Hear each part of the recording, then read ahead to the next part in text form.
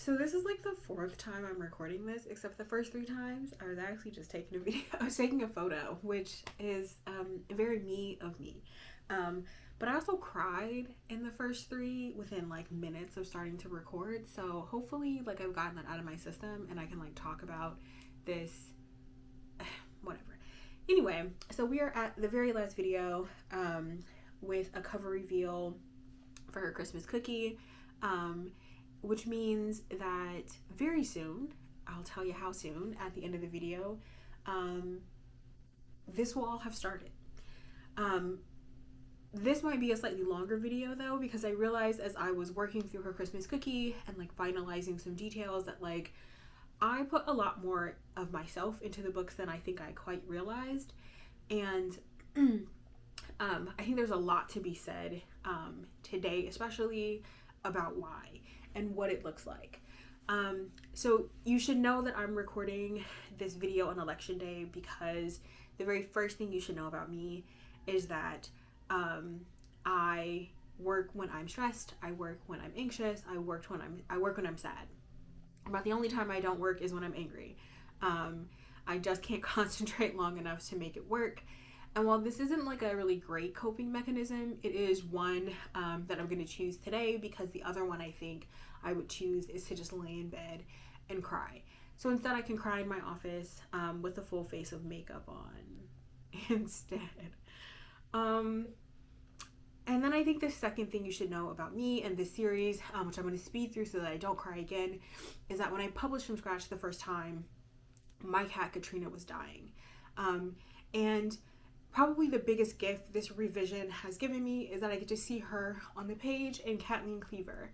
I have always said this, it is my favorite thing about this series that I wrote her on the page. And I accidentally did the same with Manny and Paul Robeson in Sabbatical. And so that is like my favorite part. And it is my favorite part as well that her Christmas cookie starts with Kathleen running away for a little adventure, which I'm going to call like, Hot Cat Winter or whatever the hell she's doing. I mean, I know what she's doing, whatever. We'll get there. But I was like sobbing in the previous video, so I'm glad I got most of that out, so it's just tears. So it is like a joy to be able to read her on the page again and to also know that she lives on in these pages in this series, and that was intentional. I knew she was dying, and I wanted to see her in this series because the dream I had in grad school when I was stressed about not getting a job, not passing my exams, is that I would like move to the middle of nowhere and become a baker. In fact, I had a friend, Christy, who wanted to become a chocolatier. She made this really fantastic chocolate for like the holidays she gave to all her friends, and we used to like console ourselves when we were like writing our dissertations and like talking about the future with, if she didn't get a job, if we didn't pass like our prelim exams or like pass our dissertation defense, we would move to the middle of nowhere and we would open a bookstore slash bakery slash like chocolatier, chocolate shop, I don't know. And none of those things happened. She got a job and moved to, she didn't move to the middle of nowhere. I guess kind of so did I. But we got jobs, we got tenure, and our lives diverged. But when I was building that plan, specifically, I had Kat. And so there's that. And then I think the next thing you need to know about me, which is like so painfully clear now that I've like revised and like reread the entire series, is that when I started writing this series, I was looking around at the romances that people were recommending to me. As a newer romance reader, I was sort of looking around at things I could find myself, and there just weren't enough books that with people who looked like me, who had backgrounds like mine, who looked at the world in the way that I did, who wanted the world to look the way that I did. And I think that was like most clear at the time in like small town romances. Again, I had this like vision with my friend which is a really common actually academic vision of like, you know, not getting tenure, not passing prelims, whatever, and just like dropping out and like moving somewhere and like starting a totally new life. We think about that now. I think about that constantly, every day. And in all of those like little small town romances that I would see that people would recommend to me, everyone was white. Maybe there were a couple like, you know, black women, and then mostly their love interests were white as well. And they were all straight, or they were all queer. It was one or the other, right? And I was like, I mean, that's fine. It's just not what I wanted to read. And, you know, Toni Morrison said, if there is a book you want to read, write it. And so that is what I did with this series. And in the very beginning, I can see myself really unsure about what I'm doing. And I'm still unsure about what I'm doing actually today. But sometimes I get it. And I think Her Christmas Cookie is me getting it. There are so many things in this book that I just absolutely loved. But I think the part that like stuck most with me was Knox's, his family situation in Vegas. And I can't think of a better time to sort of talk about the sort of world in which I wanted to place my characters and I wanted to live. And that is one that is sort of honest about sort of our failings. None of us are perfect, that none of us necessarily have the same background, but we can all have a shared vision of our future. And the other thing that's happening there that is, I remember at the time when I wrote this story feeling so strongly about, is that I had watched people sort of talk about Marian Santos and sort of like use Knox as like a kind of throwaway. I don't think that was intentional, but it was the thing that I noticed. And it was sort of painful because I realized only after publication that Knox is my favorite character in that relationship.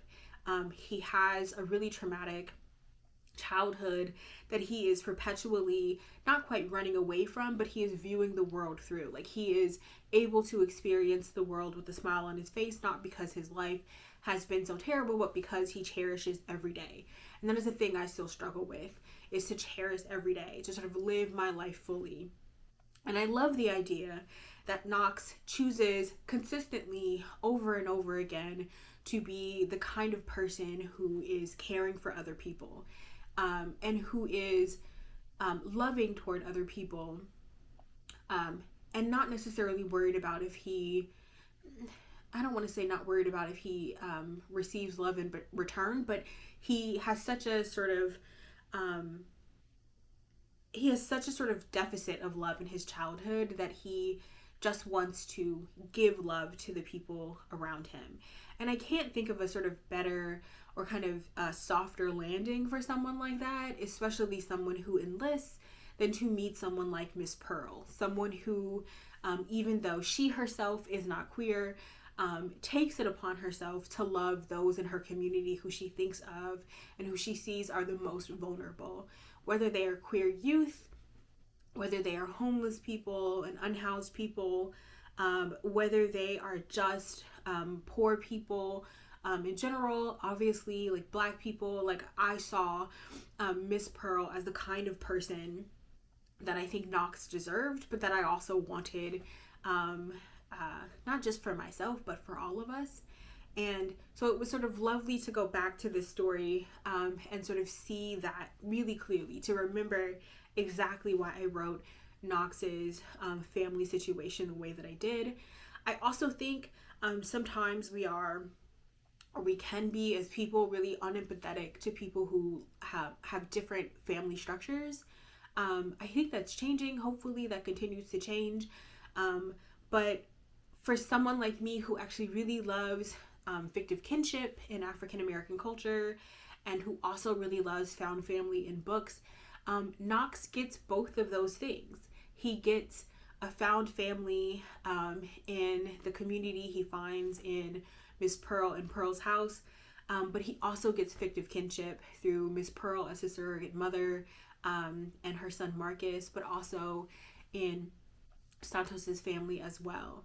And especially on election day, where so much feels not good enough and also absolutely terrifying, to be talking to you about that particular book feels really important to me. And so even though you're going to see this long after Election Day in the United States, I do want you to know that these things that matter to me matter regardless of the day.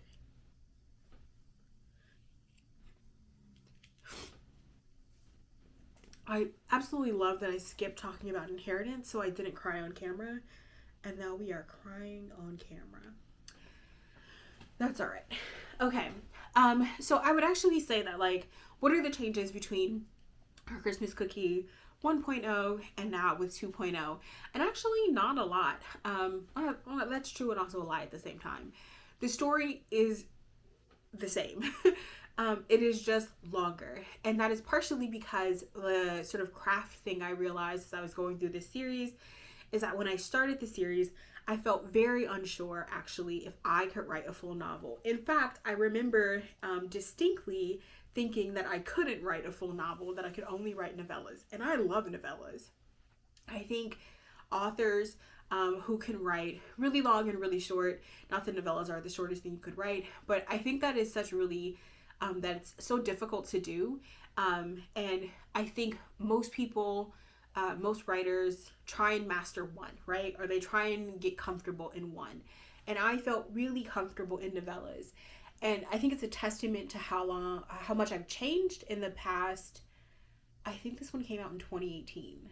So in the past 6 years, almost 6 years, I think it's a testament to how much I have changed and grown as a writer, that sometimes novellas just don't hit. In fact, so many times this year, I have sat down to write a short story and or a novella, and next thing you know, it's a damn novel.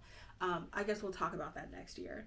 And so when I approached this story, I was like, oh, great. All of the hallmarks are here. I won't have to do so much work.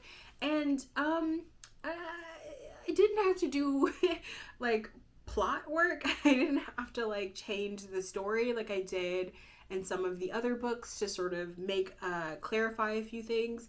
But I did have to expand on scenes that I thought deserved a little bit more time, to build some emotion and some development so that the ending sort of hits the way that I want it to, which means that I guess if you're looking for a full-length Christmas novel where a polyamorous triad have sex in as many cities as they can and also, are emotional, here we are. I don't know, man. So yeah, there was that. And then I think the other kind of hilarious / funny thing, which I don't know if anyone will remember this or care, but I guess in From Scratch originally, Santos wasn't from Denver. And then I just made him from Denver in Her Christmas Cookie. And Kai, who I'll tell you about in a second, relative to this story, was like, he's not from that place. And I was like, he's not? And she said, no. And I was like, well, let's just retcon it. Like, he's now from Denver. I don't know. So that's that. Probably no one still remembers I don't even remember where Santos was originally from, but I remember that Kai was the person who told me that I had totally just changed his city of origin. And so here is the other thing. After Inheritance, which I didn't get to talk about last time, Kai, who was a reader, sent me a DM on Twitter and was like, hey, do you have an editor? Like, would you want an editor? And I was like, I don't. Let's talk. And she, spoiler alert, became my editor, and she has been for the last 6 years. I think actually Her Christmas Cookie was the first book we worked on together. And the second and most frustrating was Private Eye, which, if I was nervous, as I was, about me writing a full-length novel, by that point I had already written one in Pink Slip, and then Private Eye is double the size. So here we are. And so the other thing By now you will have seen the cover of Her Christmas Cookie, but the actual art is really lovely, and it was kind of a hassle to deal with because it is landscape, and so it was difficult to get it like on the page, etc., which is why when the series re-releases, you will also get the full cover image, which I love. I also love a road trip romance, and this one is like me, a little bit off kilter. So when you get Her Christmas Cookie back, I hope that you love it. I also hope that when you get the series back, that it is just familiar enough to remind you of why you loved it, but also different enough for you to love it in new and different ways. And I think that's the sort of overarching message of these videos and of the relaunch itself, is that I wasn't going to ever re-release the series as it was. It just didn't quite work, which is why I've held on to it for so long. And the work Kai and I have put into like making this relaunch something that feels special, I think is sort of the goal of it all. And so when I'm done recording this message or recording this video, I'm literally going to take a second, probably fix my makeup, hydrate, and then I'm just going to start recording the video where I explain to you what this relaunch looks like. But here I can tell you that you do not have to wait long. You'll see this the weekend after the election, and the relaunch will go live on November 15th. It will be a pre-order phase, which I'll talk to you about why and what it looks like. That will, as I said, I think in the first video, make this as available as possible to everyone. And hopefully as special as possible to everyone who wanted it and who wants it back. I can't really think of a better way to sort of finish this conversation and in this time than to realize that I wrote a book that is just full of all my hope.